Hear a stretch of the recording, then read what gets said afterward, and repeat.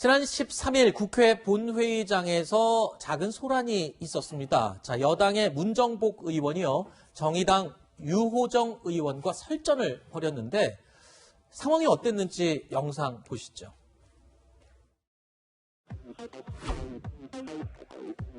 박준영 해수부 장관 후보자가 자진 사퇴했습니다. 외교 행랑을 이용한 부인의 밀수 행위는 명백히 외교관의 직위를 이용한 범죄 행위입니다.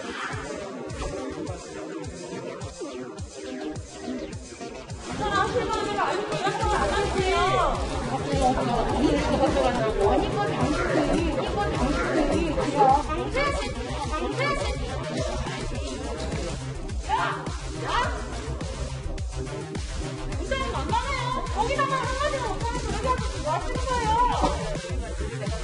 이렇게 하면서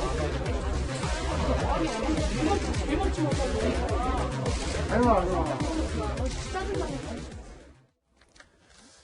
자, 문정복 의원이 67년생, 류호정 의원이 92년생인데요. 본인보다 류호정 의원이 한참 어리긴 합니다. 하지만 같은 국회의원 신분 사이에서 자, 이 야라고 하는 거는 글쎄요, 상식적으로 좀 맞지 않은 행위가 아니냐 싶은데요. 상황이 이제 오해로부터 시작을 했는데 네. 그 오해로부터 시작했다 하더라도 야 또는 네. 감히 이제 이게 우리가 계속해서 지적하고 있는 꼰대 정치라고 이야기를 해요. 나이로 뭔가를 누르려고 하거나 숫자로 누르려고 하면서 발생하는 문제인데요.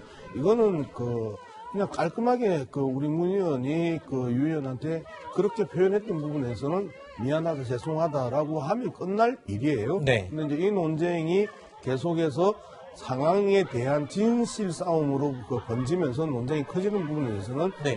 국민들 누가 봐도 불쾌합니다.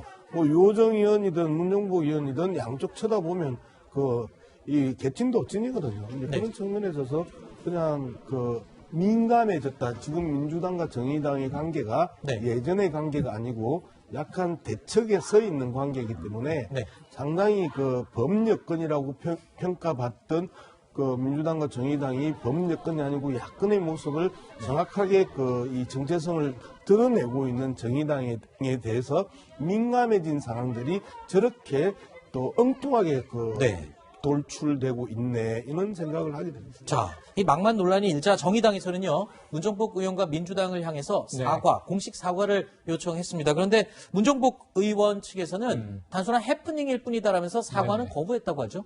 해프닝은 사과하지 않아도 되나요? 해프닝이 뭐예요? 사건이라는 의미잖아요. 네네. 뭔가 일이 벌어졌다라는 영어 표현인데 네. 일이 벌어졌는데 그 일의 내용의 경중을 따져보니 네. 야, 어디서 감히 이건 좀 잘못된 표현이었다. 네. 그럼 그 대목을 사과해야죠. 제 생각에는 네. 나이 든 분과 나이 젊은 분이 다투면 나이 든 분이 져야 되는 거예요. 물론 훈계를 줄 수는 있어요. 네네. 근데 그것을 합리적이고 이성적이고 예의 바르게 줘서 젊은 사람을 부끄럽게 만들어야죠. 네. 이게 경륜인데 네. 똑같이 야 어디서 감히 하고 가로 열고 가로 닫고 만약 그 안에 너 몇 살이야? 네. 젊은이들이 가장 듣기 싫어하는 말입니다. 이런 뉘앙스가 담겼다면 네. 이거는 나이 든 분이 바닥을 드러낸 게 되기 때문에 네. 더 부끄러워지는 거예요. 그래서 알겠습니다. 저는 정중하게 사과하는 게 좋겠고 단 네.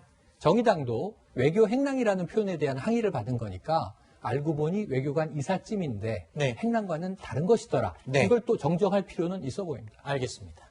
자, 문정복 의원.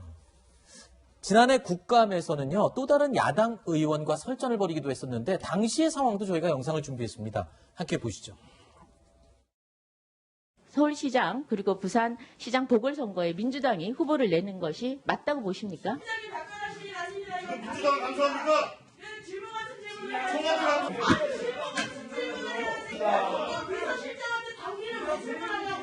자, 문정복 의원님.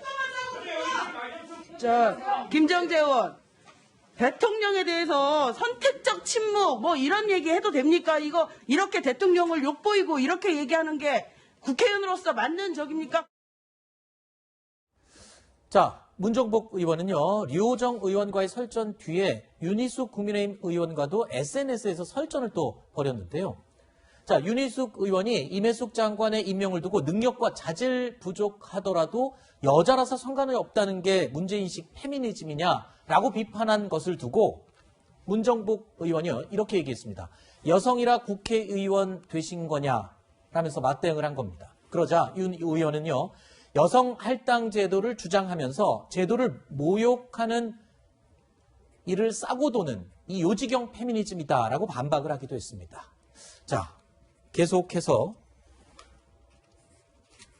자 문정복 의원은요 지난해 또 이인영 통일부 장관 청문회 때는요 태영호 의원이 문재인 대통령을 선조에 비교했다면서 변절자의 발악이다라는 표현을 하기도 했습니다. 하지만 선조 관련 비유는 신원식 의원이 한 것으로 알려지면서 그를 삭제하기도 했었는데 자 신원식 의원의 발언을 태영호 의원이 했다라고 해도 왜 태영호 의원이 변절자의 발악이다라는 말을 과연 들어야 될 입장인지에 대해서는 좀 생각해 볼 문제인 것 같습니다. 맞습니다. 변절자의 이것도 본인 태영호 의원이 한 얘기가 아니었잖아요. 네.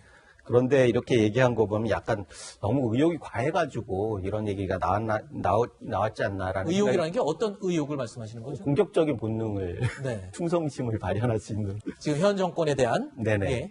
그런 면에 있어서는 굉장히 제대로 된 국회의원인가라고 하는 의문을 갖게 하는 부분이 있고요. 사실은 이 얘기 나오면서 우리 변절자라고 하는 말을 함부로 쓰지는 않지 않습니까? 그런데 특히 태영호 의원 같은 경우에는 이 북에서 왔기 때문에 그 말이 더 비수에 꽂히는 말이 될 수 있었다. 본인은 당연히 그럴 그렇죠. 거고 탈북자에 대해서 변절자라는 얘기를 한 게 지금의 문제는 아닙니다. 그렇죠. 제가 이 얘기를 듣고 딱 떠오르는 게 예전에 그 임수경 전 의원이 통일의 교시였던 임수경 전 의원이 탈북자들을 보고 했던 얘기가 떠올랐어요.